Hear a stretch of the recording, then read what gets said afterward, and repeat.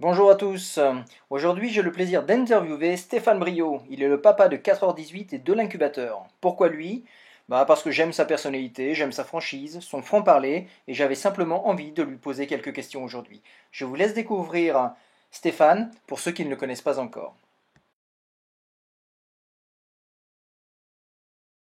Alors, première question. Puis-je me présenter pour ceux qui ne me connaissent pas? Donc, je m'appelle Stéphane Brio, j'ai 42 ans, je suis le papa d'une petite fille de 6 ans, atteinte d'un handicap, d'une neuropathie, ce qui fait que les journées ne sont pas toujours évidentes, mais ça met un peu de plomb dans la tête et ça aide à relativiser pas mal de choses. Euh, donc, je suis sur le web depuis, on peut dire sa création en France, tout du moins, puisque j'ai grandi avec CompuServe, avec AOL, avec Club Internet, avec toutes ces choses-là. J'ai vu l'arrivée des premiers modems, des premiers 9600K, et puis les 18, les 36 et les 56K, puis la DSL et compagnie. J'ai vu arriver le blogging, auquel j'ai tenté de m'intéresser. J'ai écumé pas mal de plateformes de blogging avec plus ou moins de succès. D'ailleurs, moins que plus, mais on en reparlera un petit peu après.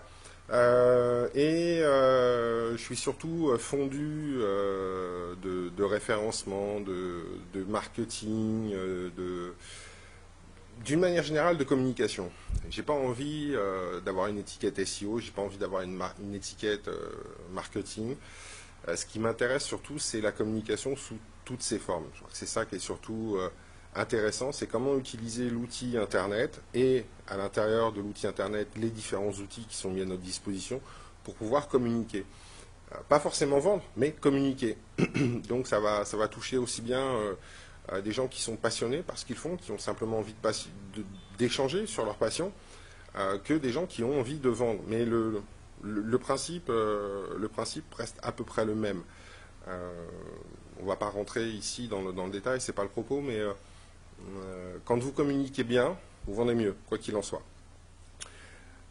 Donc voilà, maintenant j'ai eu ensuite 4h18 pendant 2009 jusqu'à 2013, 2014 à peu près, euh, sur lequel je parlais beaucoup de WordPress. J'étais très intégré à la communauté WordPress à une certaine époque, communauté avec laquelle j'ai pris du recul, non pas que j'ai quelque chose en particulier à lui reprocher, c'est juste que j'avais envie d'aller voir un petit peu ailleurs ce qui se dit. J'aime bien papillonner, passer d'un élément à un autre et pas rester enfermé dans un clan. Je trouve que c'est un peu la mort de l'esprit quand on reste enfermé vraiment dans un clan. C'est bien voilà, d'aller voir ailleurs ce qui se dit, ce qui se passe, comment ça fonctionne, aller chercher des idées nouvelles. Ensuite, deuxième question, pourquoi je suis devenu blogueur? Comme beaucoup de gens, j'avais rien à dire, donc je me suis dit que ça pourrait intéresser d'autres personnes. Bon, plus sérieusement, euh, je crois que je crois pas, je suis certain que le blogging a apporté une liberté d'expression qui faisait cruellement défaut, d'une certaine manière. Enfin, plus que la liberté d'expression, c'est la possibilité d'être entendu qui faisait un petit peu défaut.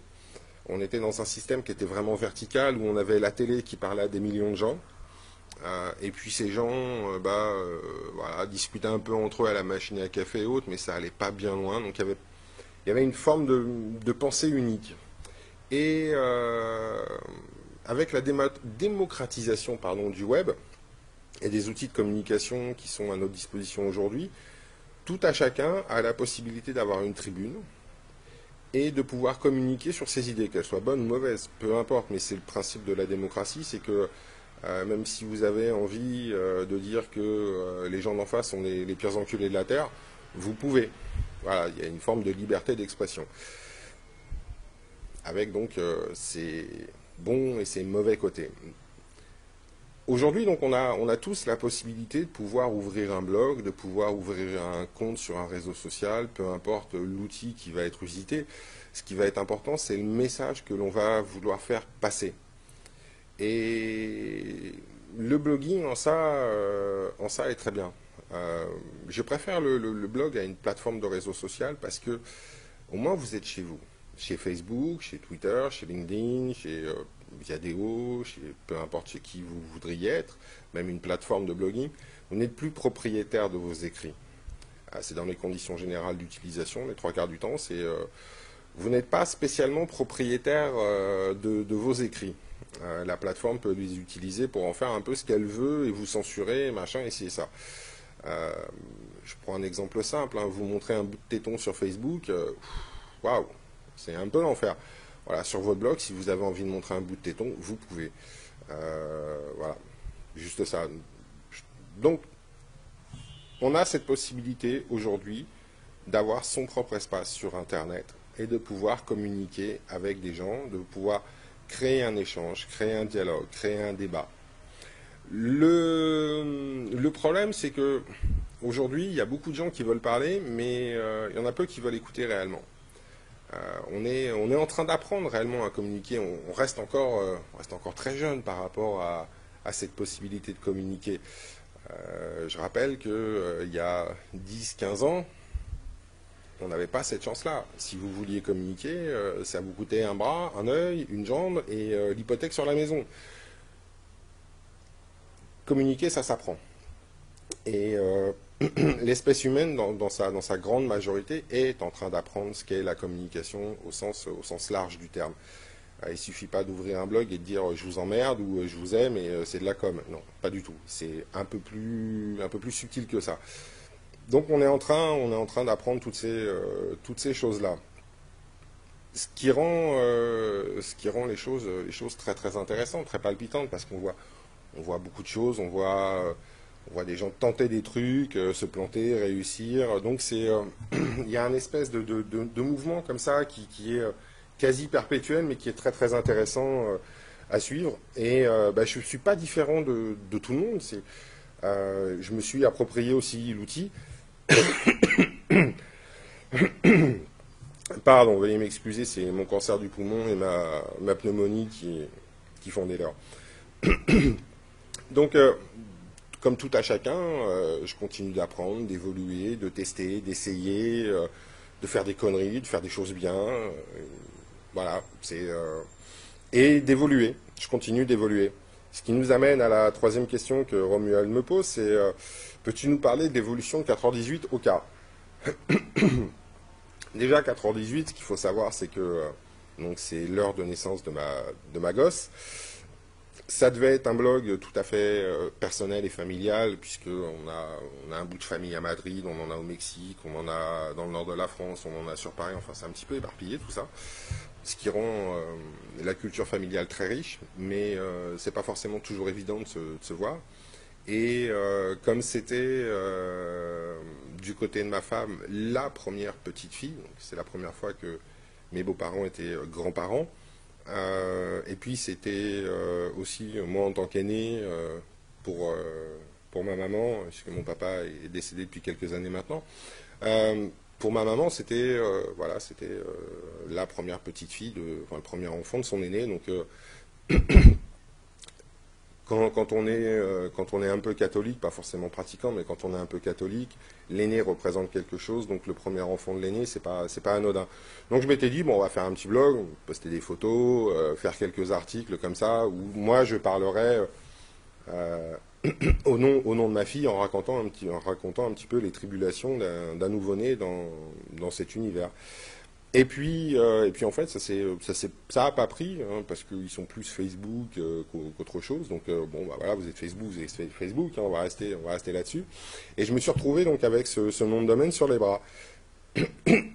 Pardon, excusez-moi, je bois un coup, ça se fait pas trop, mais là c'est pénible, autant pour vous, pour moi. Donc j'avais ce nom de domaine sur les bras. Mais ça me plaisait bien, 4h18, donc je l'ai utilisé comme pseudo sur Twitter. Et puis finalement, c'est resté parce que voilà, c'est devenu mon pseudo officiel 4h18, c'est devenu,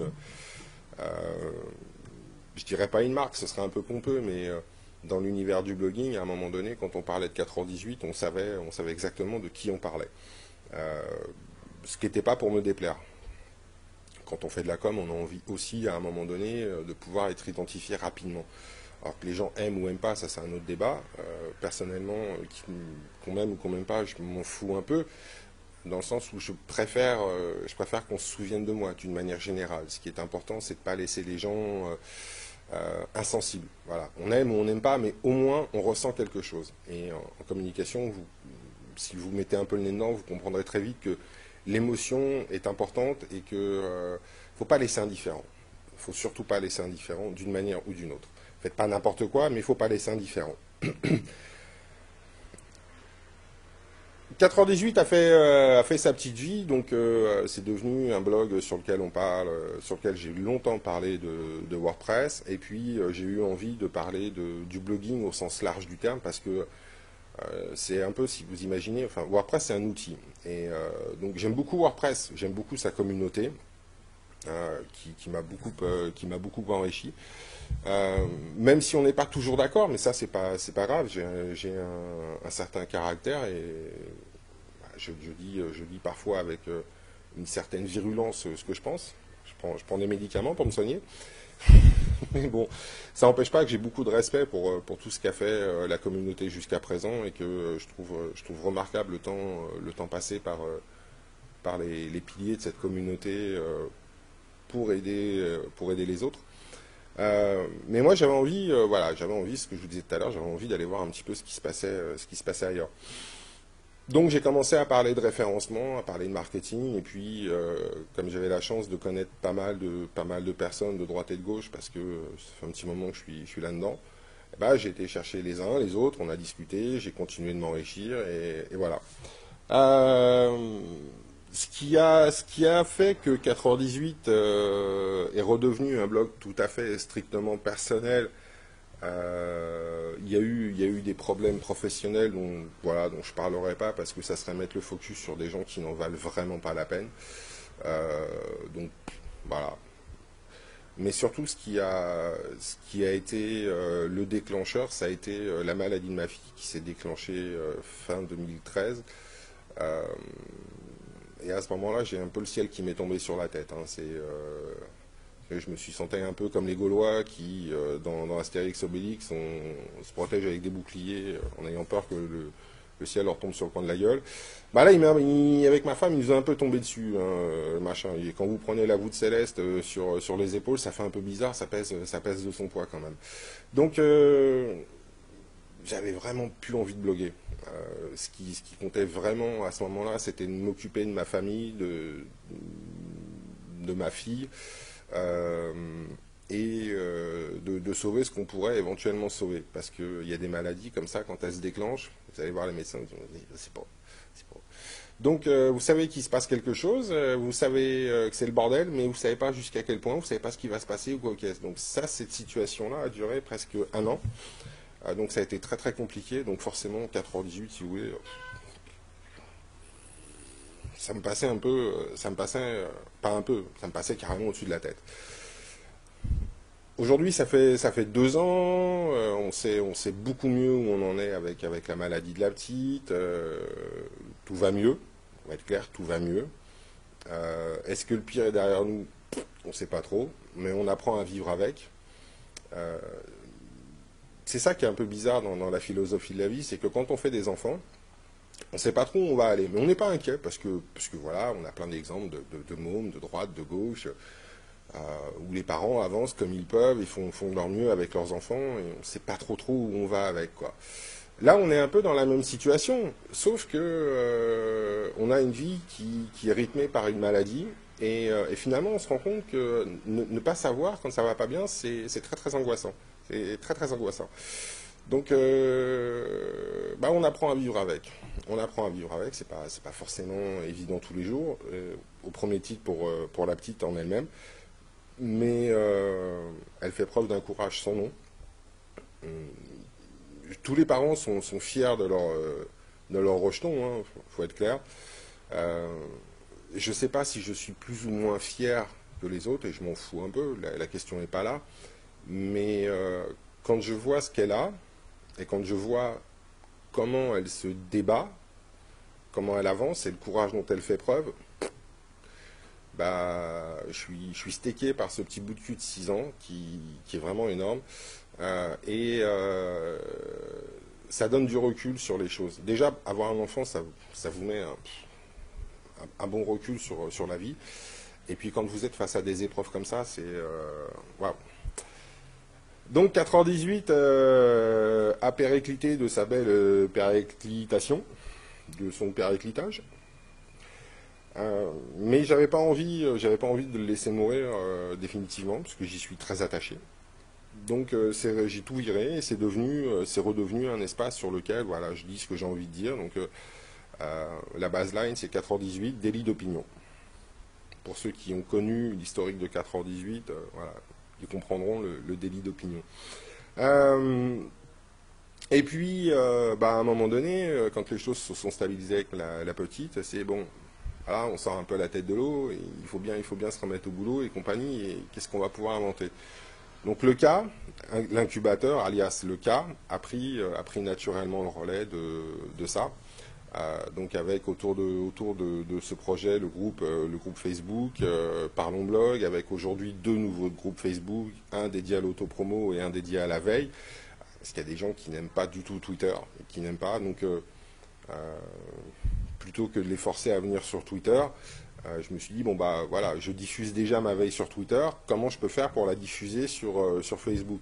Et j'avais pas spécialement envie de le faire sur mon fil perso, même si ça m'arrive de publier des articles comme ça sur mon fil perso, et je me suis dit que ce serait peut-être pas plus mal en fait de foutre ça sur un groupe de veille. Donc voilà, il y a un groupe qui existe, qui s'appelle Blog News, sur lequel on va parler d'entrepreneuriat, enfin on va parler, il y a une diffusion de veille, 4 articles par jour, 3-4 articles par jour, et donc je diffuse là-dessus toute ma veille qu'on peut retrouver également sur Twitter, sur le compte de l'incubateur. Comment j'ai fait pour me faire connaître sur le web? J'ai montré mes boobs. Ah, ça marche bien, hein. J'ai posé nu. Franchement, d'enfer, moi je vous le conseille. Posez à poil, vous allez voir, ça va attirer du monde. J'ai pas spécialement cherché à me faire connaître. C'est peut-être une erreur en fait. Disons que j'ai dit sur 2-3 articles, j'ai dit un petit peu ce que je pensais de certaines choses que je voyais. Ce qui m'a valu très vite une étiquette de polémiste et d'emmerdeur, parce qu'en France, si je reparle de la communauté WordPress, s'il y a 98% des choses qui sont faites et bien faites et que vous le dites, tout le monde s'en fout. Par contre, si vous vous attachez aux 2% et que vous dites là, ça merde et c'est un peu chiant parce que voilà, moi dans la relation que j'ai avec la communauté, machin, ceci, cela, je trouve ça pas cool, même si je peux comprendre certaines choses, mais il y a un moment donné, c'est bien de pouvoir communiquer. Vous passez pour le pire des emmerdeurs. Et le problème, c'est vous parce que vous ouvrez votre gueule. Ouais, si vous voulez, il n'y a pas de souci. À l'origine, le problème, c'est pas spécialement moi, c'est juste qu'il y a des gens en face qui disent qu'ils font quelque chose et ne le font pas, et quand vous leur faites remarquer, c'est ouais, ta gueule, tu nous emmerdes, t'es chiant, nanani, nanana. Excusez-moi, mais qui ne répond pas aux mails, qui ne fait pas ce qu'il dit faire? Voilà, c'est tout, juste ça. Donc c'est un peu, voilà, c'est un petit peu pénible. Alors maintenant, voilà, j'ai une étiquette de grande gueule, mais je l'assume, c'est pas un souci. Ce que je vous disais tout à l'heure, c'est qu'à un moment donné, il ne faut pas laisser indifférent. Mais il faut aussi assumer derrière ce qu'il en est. Aujourd'hui, j'ai la chance et le bonheur d'avoir mon troll attitré. Coucou, si tu regardes la vidéo. Bon, voilà, c'est comme ça, ça va. On ne peut pas plaire à tout le monde, mais derrière, il faut effectivement un tant soit peu assumer. Donc voilà, il y a des moments où c'est chiant, il y en a d'autres, on s'en fout. Mais comme le disait Séguéla, parlez de moi en bien ou en mal, mais parlez de moi. Voilà, c'est bien. Comme ça me met le focus sur ce que je fais, c'est pas plus mal. Donc merci pour la pub. Alors le cas, l'incubateur, c'est un projet à l'origine que j'ai pas lancé tout seul. On a été 3 à réfléchir sur ce projet-là. Yann Beccaria et Anne-Claire Julien-Roussial. On a pas mal bossé tous les trois là-dessus. Je les remercie, j'en profite pour les remercier du coup de main qu'ils m'ont filé pendant quelques mois. Ça a été très utile parce qu'à trois cerveaux, on réfléchit beaucoup mieux. Le cas, c'est le prolongement de 4h18, c'est d'amener les gens vers un niveau de compétence, les faire passer d'un état à un autre. Donc, en l'occurrence ici, c'est l'état débutant ou débutant avancé, mais avec des compétences déstructurées, et de les aider à se structurer. En fait, on va pas faire le boulot à leur place, on va pas faire le... Non, je vais pas monter votre blog, je vais pas faire votre com, je vais pas... c'est pas ça le but du jeu. Le but du jeu, c'est d'apporter des éléments de réponse à des questions et de mettre en place une structure dans la tête. Une structure, un mode de pensée, un mode de compréhension et un mode d'action pour que chacun puisse ensuite faire ce qu'il a à faire. Parce que le blogging, il y a énormément de choses dedans. Globalement, donc c'est de la com. Mais dans la com, on va avoir le référencement, on va avoir la pub, on va avoir les réseaux sociaux, on va avoir la rédaction d'articles, la création de contenu, on va avoir le rapport aux autres aussi, quelle image on veut dégager, toutes ces choses-là. Donc tout ça, c'est quand on y pile que dalle, et quand on veut se lancer, c'est waouh, ça fait beaucoup de choses, ça fait peur aussi. Mais c'est surtout très très passionnant. Parce que à chaque compétence qu'on va acquérir, quand je parle d'acquisition de compétences, je parle de je comprends ce que je fais, je sais pourquoi je le fais, je sais comment je dois le faire, je sais pourquoi je dois le faire. Donc on va franchir un palier, on va franchir un cap. Et là, on est dans du développement personnel, pur et dur. Voilà, je me rends compte que finalement, je suis capable d'apprendre, je suis capable de comprendre, je suis capable de mieux maîtriser ce que je fais, et je continue d'avancer. Et que ce soit un amateur passionné ou que ce soit un professionnel qui souhaite utiliser le web pour vendre ses produits ou ses services, c'est important. C'est important. Voilà, je trouve ça, oui, c'est important d'avoir cette maîtrise de ces outils. Donc, et puis c'est intéressant parce que pour tous les gens qui ont mon âge, on a grandi, donc on a été, nous, mis sous la coupe de la télé, des grands médias et compagnie. Et aujourd'hui, on peut être soi-même, toute proportion gardée, journaliste de sa propre entreprise. On peut communiquer, on peut faire notre publicité. Avant, quand on voyait une pub, quand on se renseignait un temps soit peu, ça coûtait un bras. Aujourd'hui, pour 10, 20 euros par jour, vous pouvez communiquer sur un outil comme Facebook avec des options de ciblage très précises, mais vous pouvez communiquer, vous pouvez faire votre publicité. Oh, c'est juste énorme. C'est juste énorme. Donc pour les gamins d'aujourd'hui, c'est voilà, c'est des choses qui sont quasiment acquises, qui sont normales. Pour nous, ceux qui ont 30, 40, 50, 60 ans, c'était pas normal. Donc c'est quelque chose qu'il a fallu s'approprier. Donc on est là, le cas est là pour aider tous ces gens-là à s'approprier tous ces outils, à comprendre comment tout ça fonctionne, comment ça se passe et comment vous allez pouvoir utiliser derrière cette force de frappe qui est Internet dans votre business.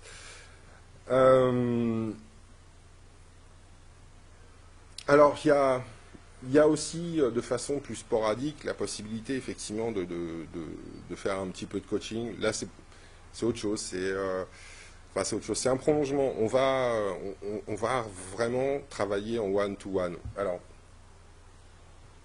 on le fait déjà, je le fais déjà au travers du forum. Sur le cas, il y a un forum, il y a un espace privé, il y a pas mal de choses qui permettent de pouvoir communiquer en one-to-one sur des problématiques données à un moment précis, une problématique technique, tiens, je veux faire de la pub, comment je peux faire, des petites choses comme ça. Le coaching, c'est plus, on se pose, on fait un point, où est-ce que tu en es, qu'est-ce que tu veux faire, et quels sont les moyens que tu as à ta disposition, et surtout, où est-ce qu'on t'en est au niveau des compétences. Donc on prend tout ça, et puis on va se poser, on va discuter avec la personne. Voilà. On va être là tous les deux, par Skype, par téléphone, ou si c'est quelqu'un qui est dans la région de Marseille, on peut se voir, et on se pose, on discute, et on va essayer de trouver ensemble des solutions. parce que le coaching, c'est pas quelqu'un qui va faire le boulot pour vous, c'est quelqu'un qui va vous aider à déverrouiller certaines portes, certaines serrures, qui va vous aider à trouver les clés, qui ne va pas vous donner les clés. On va vous aider à trouver vos propres clés, parce que c'est ça qui est important. C'est sur le cas, une des phrases que j'aime beaucoup et que je répète à l'envi, c'est tout part de vous, tout revient à vous. Tout ce que vous faites, tout ce que vous lancez, ça va vous revenir dans la gueule, d'une manière ou d'une autre. Donc si vous balancez de la merde, vous allez prendre de la merde en pleine gueule. Par contre, si vous balancez du bon boulot, bah, vous allez avoir des bonnes choses qui vont revenir. Donc si vous êtes un passionné, ça va être une audience, ça va être de l'échange, ça va être une meilleure visibilité, des choses comme ça. Et si vous êtes dans un système plus professionnel avec la vente de vos prestats, vous aurez des chances d'avoir plus de prospects et plus de clients. C'est QFD. Donc le coaching va aider la personne à se découvrir, à dépasser certaines de ses angoisses, parce que ce qui bloque souvent les gens sont des angoisses, sont des choses... Quand on prend du recul, après on se dit « Ah putain, j'ai été con, c'est idiot ».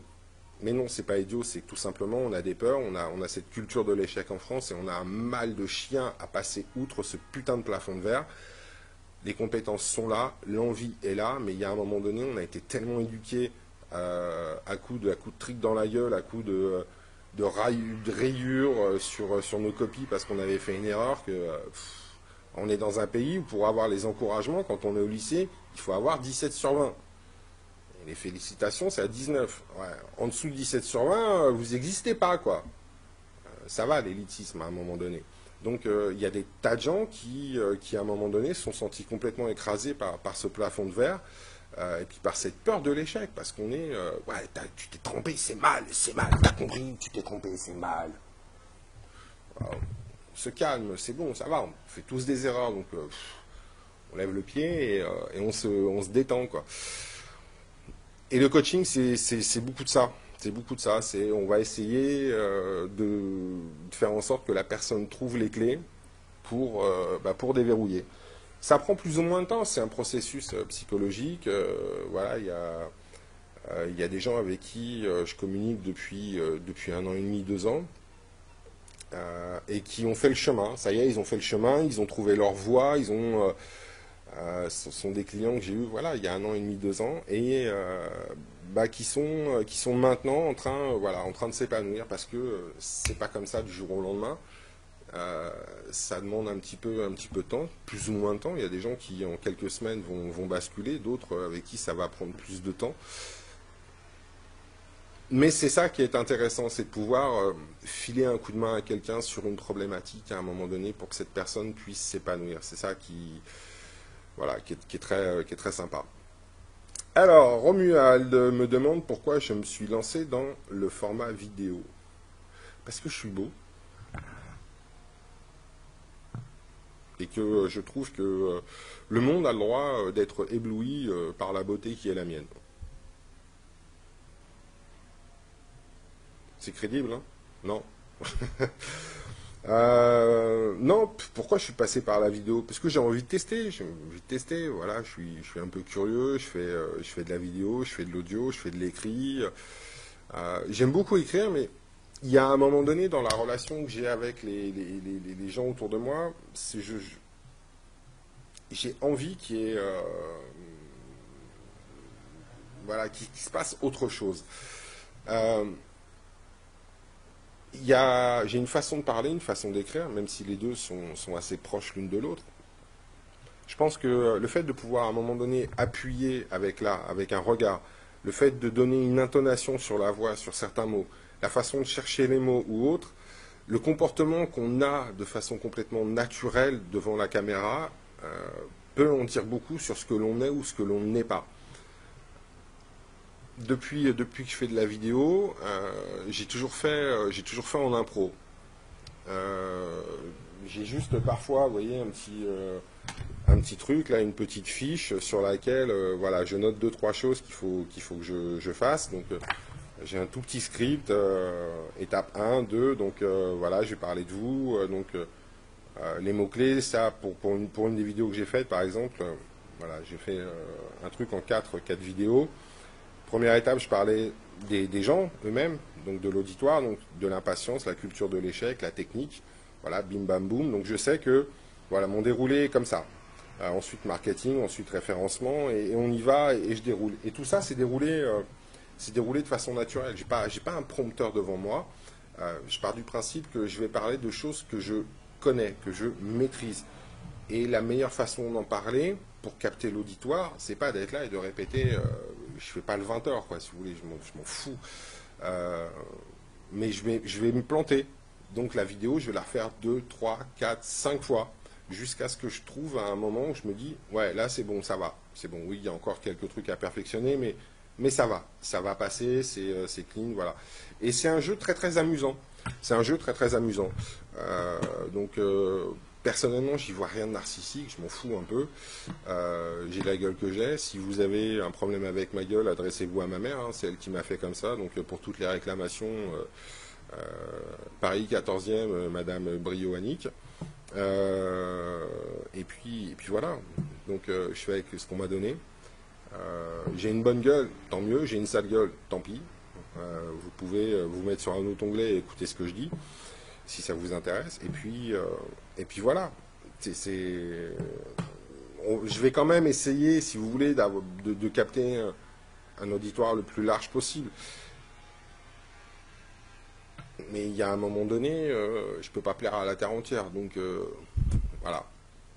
Mais c'est un jeu très très très très intéressant, très très amusant, et qui permet de créer une autre relation. Tout comme le podcast audio. Moi, j'ai grandi avec la radio. J'écoutais beaucoup la radio quand j'étais môme, France Inter, RTL et compagnie. Donc un peu ce qu'écoutaient mes parents. Mon papa a été fan d'énergie à l'époque où les radios libres sont arrivées en France. Je ne vous parle pas d'énergie aujourd'hui, hein, s'il vous plaît. Je parle d'énergie quand ça s'est créé, au début des radios libres, où il y avait quelque chose d'intéressant qui passait sur ces radios. Donc voilà, je trouve ça intéressant parce qu'en plus ça se fait très rapidement, un podcast audio. Vous prenez un micro, vous enregistrez ça sur le PC. Allez, en moins d'1 heure, c'est sur le web, c'est torché, c'est mis en place, c'est parti. Et les gens peuvent vous emmener n'importe où. C'est des formats très légers, 10-15 mégas, ça va vous faire 20 minutes, ça va vous faire une capsule audio d'une vingtaine de minutes. C'est génial. Et vous êtes avec les gens s'imprègnent de votre parler, de votre voix. On a une relation intime à la voix tous. Donc le fait d'être là dans les oreilles et dans la tête des gens, je trouve ça sympa. Voilà, ce sont des modes de communication qui ont chacun leurs avantages et leurs inconvénients. Parce qu'une vidéo, il faut pouvoir l'enregistrer. Même si aujourd'hui, avec Meerkat et Periscope, quand vous avez un smartphone récent, vous pouvez aussi faire des petites choses rigolotes. Mais faire une bonne vidéo, ça demande à minima un caméscope et un micro digne de ce nom, et puis avoir une bécane un peu costaud pour pouvoir faire le rendu. Mais sont des modes de communication qu'il faut explorer d'une manière ou d'une autre. Et je crois qu'il faut se montrer. Il faut se montrer aussi. C'est important pour les gens de pouvoir vous identifier. Moi, je vois des tas de gens dans le marketing qui parlent de phénomène d'identification. Il faut que les gens s'identifient à votre marque et il faut s'identifier à vous. On ne les voit jamais. Des gens qu'on ne voit jamais. Ou alors, il faut aller dans des congrès à Paris pour les voir, quoi. Mais on ne les voit pas sur le net, quoi. Ils ont le même visage depuis. Ça fait 10 ans qu'ils sont sur le net. C'est la même photo depuis 10 ans. Il ne s'est rien passé dans leur vie depuis 10 ans. Ils sont là. Tu me dis qu'il faut que je me monte, mais toi, on ne voit jamais. Mais je veux bien, d'accord. Ah ouais, non, mais tu comprends, moi je passe pas en vidéo. Ah ouais, parce que tu crois que moi je vais passer. Non, mais c'est important que tu le fasses. Ouais. Faites ce que je dis, pas ce que je fais. Ça aussi, j'aime. Mais bon, voilà. Toujours est-il que c'est un jeu très très amusant. Moi, je prends ça pour un jeu et j'aime bien. Voilà, il y a un petit côté. Un coup, on va faire une vidéo, un coup, on va faire de l'audio, un coup, on va faire de l'écrit. C'est une façon comme une autre de pouvoir rentrer en contact avec les uns et avec les autres. Alors, ensuite, question suivante dans le public. Comment vois-tu l'évolution du cas? Eh bien, demain, le cas dominera le monde et l'univers tout entier. Et vous porterez tous des t-shirts avec marqué « J'aime le cas ». Ouais. Ah, vous ne le savez pas encore, c'est un scoop. C'est un scoop que je vous livre là aujourd'hui. Le cas va dominer le monde. Bon, de toute façon, on est tous des cas, hein. À notre niveau à nous, on est tous des cas, hein. Donc, cas sociaux, cas pathos, cas ceci, cas cela, voilà, on est tous des cas. Comment je vois l'évolution du cas? Bah, je la vois bien. Je la vois bien. J'ai pas mal appris de choses sur 4h18. Et il n'y a pas longtemps, sur Parlons Blog, il y a quelqu'un qui disait, qui citait une personnalité, alors je ne sais plus qui c'est. Alors c'est Julien sur le groupe Parlons Blog, qui citait donc une personnalité dont j'ai oublié le nom, qui disait si tu fais comment c'était? Enfin, c'est un truc du genre si tu fais tout le temps la même chose, t'étonnes pas d'avoir tout le temps la même chose en retour, quoi. Euh, j'ai fait tout ça pour dire que j'ai fait pas mal de conneries, de boulettes avec 4h18 parce que ça m'a aussi permis d'apprendre mon métier de communicant, mon métier de formateur. Et tout le challenge aujourd'hui pour moi réside dans ma com, dans la façon dont je vais communiquer, éviter de tout changer tous les 4 matins, stabiliser l'ensemble, voilà. Alors, malgré tout, dans 4h18, dans cette instabilité perpétuelle, ça a été stable, puisque le truc qui est resté là, il est même encore là aujourd'hui, même s'il a changé, mais le nom de domaine est toujours là, l'idée est toujours là. Maintenant, c'est vrai que d'une manière générale, pour pouvoir vivre d'Internet, il faut une stabilité. Il faut arrêter de tout changer tout le temps, parce que vous allez perdre du monde en cours de route. Et ça, pour moi, ça a été un vrai défi, un vrai challenge.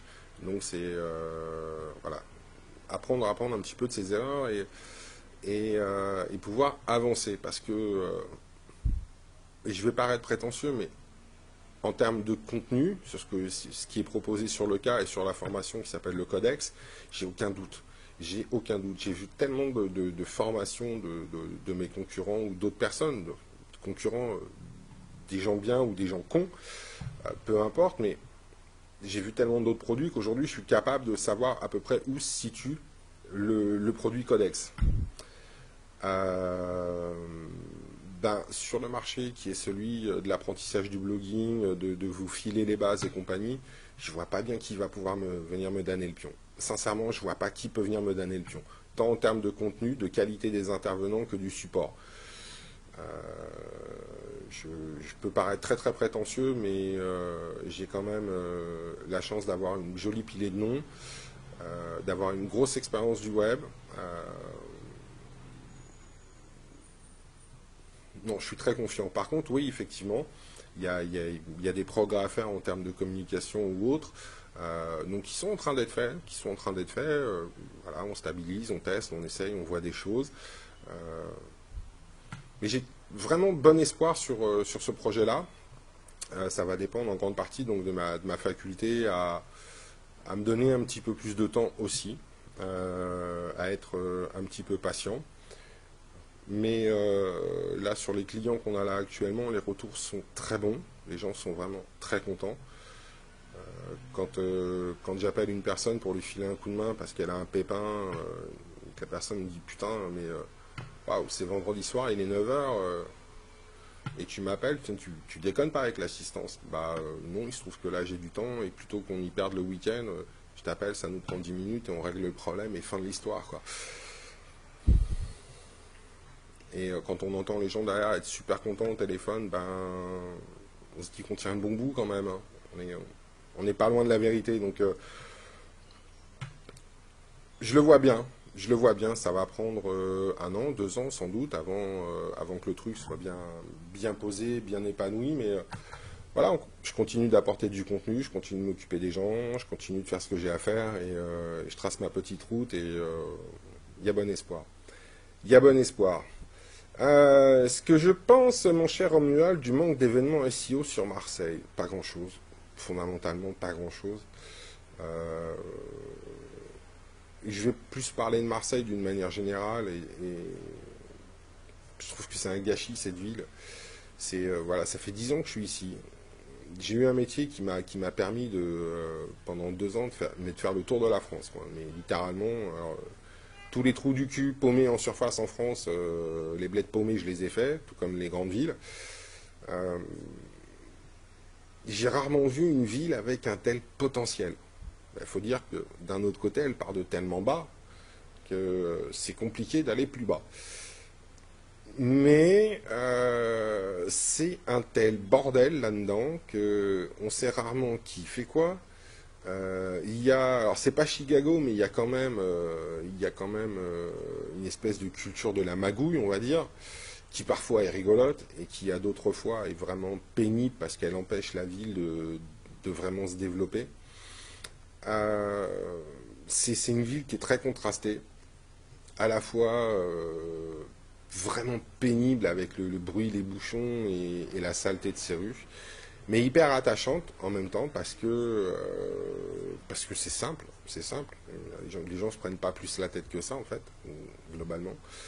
Euh, et puis le fait d'être comme ça, enserré par les montagnes. Alors là, vous voyez pas, mais là devant moi, j'ai maintenant le toit du stade Vélodrome, et puis au loin, j'ai les montagnes et toute la ville qui s'étire de tout son long jusqu'à perte de vue, donc sous mes yeux. Et sur la gauche, ici, j'ai toute la partie balnéaire de Marseille, avec la vue sur la Méditerranée, et là, la Bonne Mer, un petit peu là-bas, les premiers contreforts du massif des Calanques. Euh, c'est magnifique. Là, on est depuis le mois de mai, si vous voulez, le vendredi soir, quand on va à la plage, ça sent les vacances, quoi. C'est les odeurs de monoeil, de coco, les palmiers. On est en short et en tongs le soir, on est posé. Il y a un côté vacances, quoi. C'est assez impressionnant. Je finis une formation, je finis un site client, enfin, je finis de bosser, je me change, je file à la plage et je suis en vacances. Donc le tac tac, c'est comme ça en permanence, ça change. Le climat, alors le climat qui est un peu particulier aussi, hein, il fait très chaud, très très chaud. Euh, ça aide pas à certains moments à se mettre au boulot. C'est quand vous vous levez qu'il fait déjà 29 dans l'appart, du coup là, on va souffrir aujourd'hui. Mais c'est une ville particulière. Franchement, par rapport à des villes comme Bordeaux, Toulouse, Rennes, Strasbourg, j'aime beaucoup Lille aussi, une ville très dynamique. Lyon, qui essaye péniblement de ressembler à Paris. Euh, je trouve que c'est une ville qui a un énorme potentiel, mais qui pionce, qui pionce. Alors ça va mieux, hein, en 10 ans, depuis 10 ans, ça va un petit peu mieux, mais c'est pas encore ça. C'est une ville qui souffre d'un déficit d'image, quoi. Si vous voulez qu'on dit que je suis de Marseille, vous faites pas très très sérieux, quoi, hein. Voilà, tout de suite, vous partez pas forcément avec un avantage. Ah ouais, t'es de Marseille, pardon, ouais. C'est comme ça. Voilà, donc le manque d'événements SEO, quoi, ok, fondamentalement, je m'en fous un peu parce qu'il y a tellement de possibilités d'apprendre des choses sur le net, de droite et de gauche. Voilà, et puis là, à l'heure où je parle, on est le 12 juin 2015. À la fin du mois, là, il y a très gros, une très grosse réunion, le Check 2015, au Palais du Pharo. Euh, voilà, avec des pointures comme Laurent Bourrelli et Paul Sanchez qui vont être là, où ça va parler référencement, ça va parler e-commerce, enfin, c'est le big truc, quoi. Donc, il y a moyen aussi de faire des choses sur Marseille.